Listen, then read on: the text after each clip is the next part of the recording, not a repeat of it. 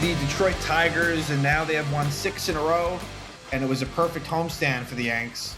The starting pitching just continues to be absolutely tremendous. There's basically, they continued from what Tyone, well, really from what everyone has done, but Tyone pitches a perfect game into the 8th, and then Garrett Cole had a perfect game through 6 2/3. The Yankees, Severino plus the relievers in game 2 of this Tiger series pitched a one-hitter, and really that one hit honestly should have been an error on Connor Falefa, if we're being honest. And then Montgomery pitches really well, gives up 2 runs in 6 1/3 innings in game 3. So the Yankees pitching, it has been the best in baseball. It really has been. Certainly in the American League, and I would say at this point, probably a little bit better than the Dodgers as well. So when you have that ability, 1 through 5, the Yankees always have a chance. That's the thing. So as much as the Yankees have had some bullpen injuries and even some injuries to the lineup, when your starters are going 6, 7, 8 deep and really not allowing anything, you're always going to have an opportunity. So the Yankees, they now improved to a league best 39-15, and they're up there by a good amount. I think, the Dodgers might be the closest, and that's like maybe 2 up on the loss, or no, actually 3 up on the loss side, and potentially by the end of Sunday's action, maybe even 4 up on the loss side. So the Yankees are pretty well within first place in the major leagues, and it's been pretty fun. They're finding different ways to win, and there's been some, different people contributing. Unfortunately, Miguel Andujar was sent down after the first game. So the Yankees win the first game 13-0. And Andujar was sent down, and it sucks, and I'm not surprised. And the report came out that he requested a trade. Apparently, he's been requesting a trade since the end of last season, and I don't blame him. Look, when the guys in front of you aren't performing like Joey Gallo and Aaron Hicks, it's tough for Andujar. I understand why he would want an opportunity. This is a major league player. Like Miguel Andujar would be in the majors on almost all teams. So that's a situation to monitor. But at the same time, it doesn't mean the Yankees should just trade him. It doesn't mean that. But maybe they will accommodate that for him at some point. But, feel bad for Andujar and the Yankees. Joey Gallo did homer in the last game of the series. But with Gallo and Hicks, I don't think it's ever going to get good. There'll be good moments. It's an 162-game season. You're bound to come through at some point. But I don't think it's going to be good for them. But anyway, the Yankees, it's Garrett Cole who – goes 7 scoreless, just the 2 hits that he gave up, both in the 7th inning. No walks, 9 strikeouts. Garrett Cole has really, other than a little bit of a blip against the Orioles in that one start, really the 1 inning, Cole's been tremendous. Has a .96 whip, 81 strikeouts in 64 2/3 innings, 5-1. Just really good stuff from Garrett Cole. And what you're kind of accustomed to with him. And the Yanks, it was an offensive explosion in game 1.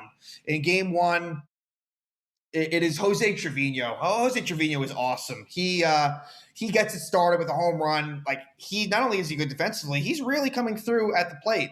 And it was a big night for him. So Trevino homers, and it makes it 1-0 Yankees. And then it's Aaron Judge. Aaron Judge, it's his 20th home run of the season. He wouldn't be done there in this series. So the Yankees take a 2-0 lead. We move to the 4th.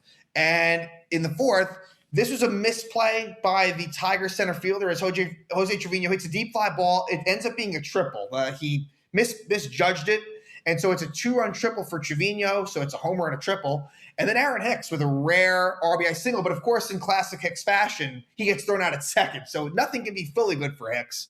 But he makes it 5-0, and then the Yankees explode for 7 runs in the 5th.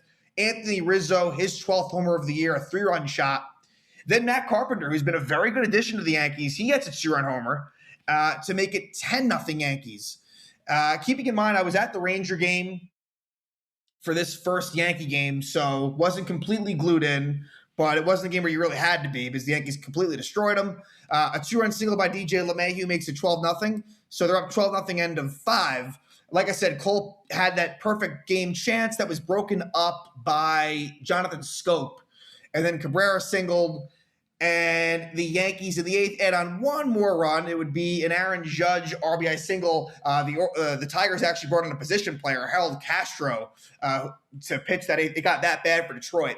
And Manny Banuelos makes his debut in the majors this season with the Yanks, and Manny Banuelos pitches 2 scoreless innings, and the Yankees win game 1 13-0.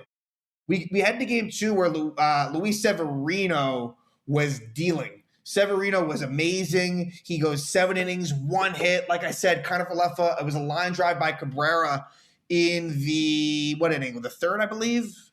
It was, no, the 2nd inning. And it could have been an error, but it wasn't called an error. And who knows what would have happened at that point. Chances are they probably wouldn't have got a no-hitter, but it makes you wonder. But anyway, 1 walk, 10 strikeouts for Severino. So now Severino, 2.95 VRA, 1 whip, 61 strikeouts, 55 innings. Really good numbers for Severino as well. And the Yankees get it going right away in the 1st inning. And it would be the leadoff man. Aaron Judge was leading off in this game and adds that to his resume, his first leadoff homer of his career, 21st homer of the season for Judge.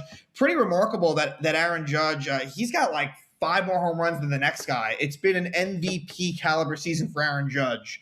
And the Yankees have that 1-0 lead, and they would add to it in the 6th. Anthony Rizzo, back-to-back games of homers for Rizzo. His 13th homer of the year makes it 2-0 Yanks. And in the 8th inning, Michael King was very good in this series. King, a 1-2 through 8th. The Yankees would score in the bottom of the 8th. It would be a Josh Donaldson sacrifice fly. This would not be the last sacrifice fly for Josh Donaldson in this series. And I should mention this. Donaldson returns from his injury, and Giancarlo Stanton does as well. So the Yankees getting healthy, and that's good to see. So Donaldson and Stanton, key returns for the Yanks. So it's 3-0 Yanks. And then Clay Holmes pitches a 1-2-3 9th inning, and the Yankees win it 3-0, a 1-hitter combined between Severino, King, and Holmes. We move to game 3. So game 3 would involve Jordan Montgomery against actually a former Yankee prospect, Ronny Garcia, who was selected by the Tigers in the Rule 5 draft a couple of seasons ago, I believe. And he pitched pretty well. He made 1 bad mistake, but Montgomery, this is a classic Montgomery outing. And it's funny, if you look at his numbers, I guess Montgomery is the number 5. I mean, I was talking last week. It changes kind of every way through the rotation. Montgomery, I guess, is your number 5. He hasn't gotten a whole lot of run support. The ERA is only 3.02. The numbers are still really good. It's a 1.01 whip. I mean, if Jordan Montgomery is your number 5 starter, you're doing pretty well. And Montgomery, gave up a couple of runs in the 4th. And I feel like this game started at 11:30 a.m. The defense was sloppy on both sides, more so on Detroit, but this was not a well-played game, in my opinion. And the Tigers, they score first. In the 4th inning, it would be an RBI double by Javier Baez. And then with 2 outs, Daz Cameron singles off of Gleyber Torres. I would have liked Torres to make this play, but it's ruled a hit. RBI single for the Tigers makes it 2-0. We head to the bottom of the 5th. And it's a 1-out single for Isaiah Falefa. He's still second on the next batter when Severino strikes out. This was actually called an out, and it was overturned to a steal. Good challenge by the Yankees. And then Joey Gallo finally contributes, hits a game-tying 2-run homer, his 6th homer of the season, and that ties it up at 2. And Montgomery would pitch into the 7th, and then Clark Schmidt comes on, finishes up the 7th, and the Yankees take the lead in the bottom of the 7th. It would be a leadoff single by Torres, a 1-out single by Falefa, pinch hitting Carpenter for Trevino, which to me was a little bit of a questionable decision, but Carpenter walks. And of course, Gallo, who I hate being up here, bases loaded 1 out, strikes out looking. So I know Gallo homered, but Gallo in a big spot can't get the run in. Luckily, DJ LeMahieu walks to give the Yankees a 3-2 lead, a 4-pitch walk. Then Michael Fulmer comes on, bases loaded against Judge, and strikes him out. We head to the 8th. Clark Schmidt, Clay Holmes was not available in this game. And I think they wanted to stay away from Michael King, but eventually they had to use him. Clark Schmidt gives up a leadoff double to Willie Castro. Then Torkelson flies out, and they bring on Miguel Castro. It starts off okay. He strikes out Scope. And then Miguel Cabrera, who still at this age is still really good, gets an RBI single to tie it up at 3, but it wouldn't stop there. As Cody Clemens, Roger Clemens' son, pitched runs for Cabrera, moves to second on a wild pitch, and Javier Baez gets an RBI single past Rizzo. It was kind of a tough play. I was hoping Rizzo could keep it in front of him. He doesn't. And that play gives the Tigers a 4-3 lead. So a combination of Schmidt and Castro don't get it done. It was a bit unlucky as well. But in the bottom of the eighth, really thanks to Anthony Rizzo's just sort of savvy and hustle, they tie it up. Anthony Rizzo, Fulmer stays in the game. Rizzo gets hit by a pitch to start the inning. After a Donaldson strikeout with Gleyber Torres up, Rizzo steals second, which is his fourth steal. So Rizzo, not a fast base runner, with a big steal, and moves to third on an error on Scope, who was not able to catch the throw on the steal. So Rizzo goes to third, and Gleyber Torres, it wasn't pretty, but he makes contact with 2 strikes, and they tried to throw Rizzo out. So it was a ground ball to third. They tried to throw Rizzo out at home. He's safe. And in fact, actually, Torres moves to second on the throw. So a very ugly run, thanks to Anthony Rizzo, ties it up at 4. Hicks then pops out, and, Hicks, I guess he's been, I don't know, he's gotten some hits lately. All I know is that Aaron Hicks, when it counts, won't come through. Then Kiner-Falefa is intentionally walked, which was a good decision by the Tigers. Kyle Higashioka, who came into the game after Carpenter pinch hit for Severino, Higgy pops out. So Kyle Higashioka, you're getting no production out of Higgy. Again, Severino is much better than Higashioka. Wandy Peralta pitches a really good 1-2-3 ninth inning. Good job by Wandy to keep it scoreless.